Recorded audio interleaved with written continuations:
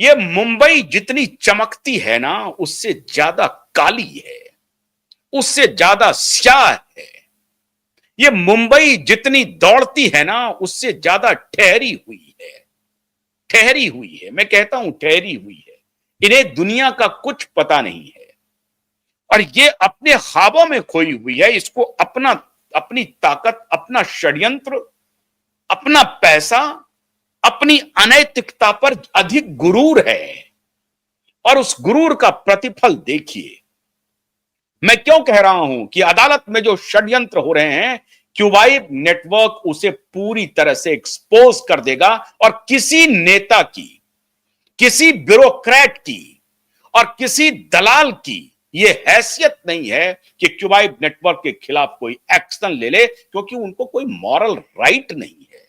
वो बेशर्मी की पराकाष्ठा पर है। आज जो मैं बेशर्मी की पराकाष्ठा का एग्जाम्पल देने जा रहा हूं ना, उसे सुनेंगे तो आप हैरान हो जाएंगे, शर्मसार हो जाएंगे और माननीय अदालत के चेहरे पर से नकाब उतर जाएगा।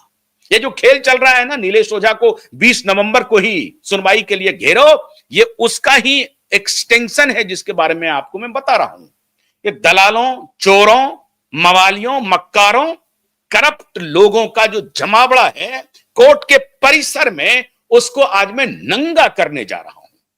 ये देश पूरा देख रहा है, पूरा देश देख रहा है इस नंगई को, इस बीभत्सता को। और माननीय माननीय अब आप अपनी आंखों से पर्दा हटाइए और नकाब उतारिए।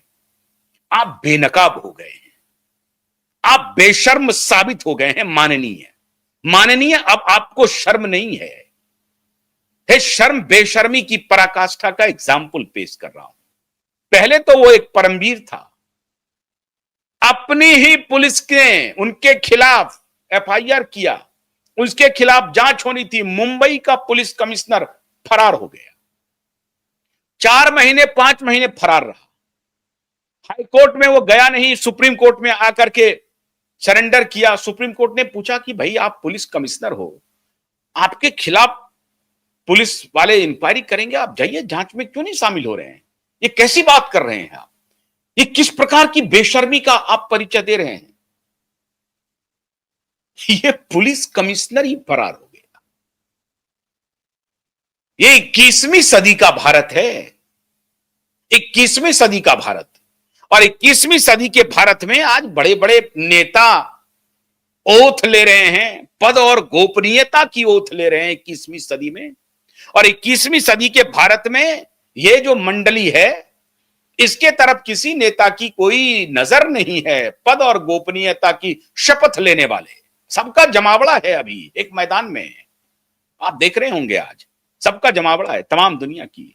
लेकिन इस पर नजर नहीं है कि ये फरार पुलिस कमिश्नर फरार हो गया। अदालत ने कहा कि भाई क्यों फरार हैं आप?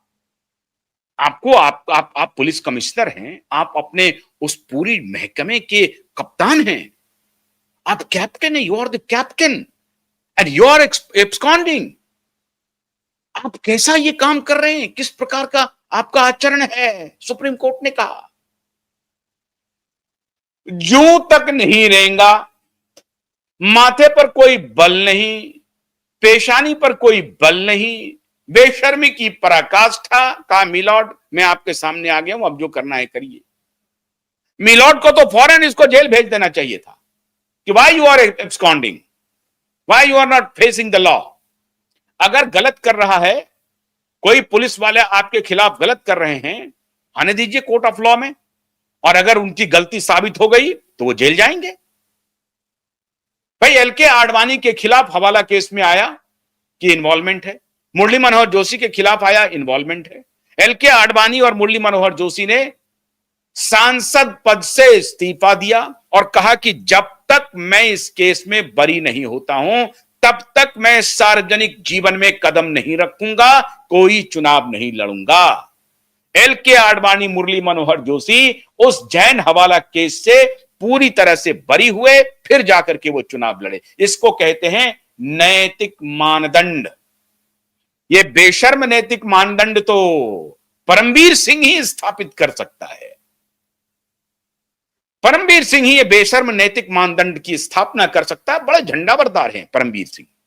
परमवीर सिंह के आगे अब निकल गया मामला मित्रों, आगे। और इसीलिए मैं कह रहा हूं, मेरे दिशा के लिए न्याय मांगने वालों और एसएसआर की लड़ाई लड़ने वालों, इस अदालत को घुटने पर ला दूंगा, घुटने पर। खाली आप हमारे साथ रहिए बने हुए, आपको हमारे साथ बने रहना है। इन अदालतों में जो चल रहा है ना, चोरी चकारी मवाली दलाली जो चल रही है ना, इसको घुटने पर ला दूंगा। बस एक ही जरूरत है हमें, आपका समर्थन, आपका समर्थन। अब इन्होंने सारी लज्जा पार कर दी। और मुंबई में सारे मुंबईकर, देखो जरा ध्यान से, देखो इन बेईमानों को पहचानो, इन भ्रष्टाचारियों को पहचानो, उठो इनके खिलाफ, उठो इनके खिलाफ, इनको इनकी सजा दो। अयाजुद्दीन काजी नाम है इनका। ये गाजी का लगता है भाई है, ये महमूद गजनबी का भाई है ये अयाजुद्दीन काजी। ये अयाजुद्दीन काजी ये लोअर जुडिशरी में जज हैं। लोअर जुडिशरी में एक केस आया इनके पास, कहा कि एक काम करो, जो वादी था, जिनका ये केस इनके पास था, जब वो बेचारे हियरिंग के बाद गए वॉशरूम, तो वॉशरूम में इनका दलाल पहुंच गया और कहा कि 50 लाख दे दो, फैसला तुम्हारे पक्ष में आ जाएगा। उन्होंने कहा 50 लाख तो मेरे पास है नहीं यार, मैं कहां से दूंगा। कहा देख लो। फिर वो इनका जो दलाल है वो उनको लगातार फॉलो करता रहा। उस दिन की बात आई गई हो गई। फिर कहा कि 30 लाख दे दो, मामला जम जाएगा। 30 लाख सबसे भी बात नहीं बनी तो 30 लाख की बात। और ये वो जो दलाल और माननीय काजी अयाजुद्दीन काजी, हमारे न्याय के मंदिर के पुजारी, हमारे न्याय के मंदिर के नमाजी, हमारे न्याय के मंदिर के मौलवी, 5 टाइम के नमाजी हैं। और ये हमारे न्याय के मंदिर के बड़े पुजारी भी हैं। तो हमारे न्याय के मंदिर के पुजारी और नमाजी अयाजुद्दीन काजी, इन्होंने कहा कि एक काम करो, छोड़ो यार, 30 लाख नहीं दे रहा, 15 लाख में मामले को सलटाओ। तो फिर उस व्यक्ति ने कहा कि चलो साहब मान गए हैं, 15 लाख में सेटल कर लेंगे। अब उस बेचारे को लगा कि साहब ये इतना हमारे पीछे पड़ गया है। और अब सोचिए कि केस तो पूरी तरह से वो जीता हुआ व्यक्ति था। इनको मालूम था कि केस का फैसला उनके ही हक में आएगा, आना ही है। तो किस तरह से खेलते हैं। तो कहा कि भाई फैसला तुम्हारे हक में आ ही जाएगा। तो 15 लाख के ऊपर डील तय हुई। और डील जब तय हो गई 15 लाख के ऊपर, तो 15 लाख लेने पहुंच गया ये काजी का गाजी। काजी का जो मियां था वो पहुंच गया लेने के लिए साहब कि 15 लाख की डील हो गई है। अब उस व्यक्ति जिनको कि 15 लाख रुपए देने थे, उन्होंने क्या किया कि एंटी करप्शन को इन्फॉर्म कर दिया। बस उनसे एक गलती हो गई। उन्होंने एंटी करप्शन को इन्फॉर्म कर दिया कि साहब आज मैं 15 लाख रुपए लेके जा रहा हूं और ये माननीय काजी जी के जो दलाल हैं उनको मैं सुपुर्द करने जा रहा हूं। एंटी करप्शन ने कहा कि कोई बात नहीं, आप दीजिए, मैं भी आ रहा हूं आपकी स्वागत के लिए। तो वो सज्जन भी आ गए, एंटी करप्शन वाले भी आ गए। एंटी करप्शन वाले भी कोई दूध के धुले हुए नहीं है, वो भी वहां भी गोलमाल चलता है। लेकिन चलिए, कुछ तो बात बनी। एसीबी के लोग पहुंच गए, एंटी करप्शन का ही मूवमेंट लेकर के केजरीवाल आया था और करप्शन में ही इसकी सरकार चली गई। तो कुछ भी सही नहीं है देश में, सब धन बायस पसेरी हो चुका है। हर एक माल 99 में बिक रहा है, हर एक माल 99 समझते हैं ना। तो हर एक माल 99 में। तो एसीबी वाले को, चलिए अब उनको कुछ अपना कुछ रहा होगा। खैर, एसीबी वाले ने बड़ा अच्छा काम किया, कानून का पालन किया, पहुंच गए और करप्ट लोगों को गिरफ्तार कर लिया, दलाल को। दलाल ने कहा कि साहब, और उसके बाद एंटी करप्शन वालों ने दलाल को कहा कि अब तुम फोन करो कि साहब पैसे मिल गए हैं। तो उसने फोन किया कि पैसे मिल गए हैं। बोला ठीक है, पैसे लेके आ जाओ।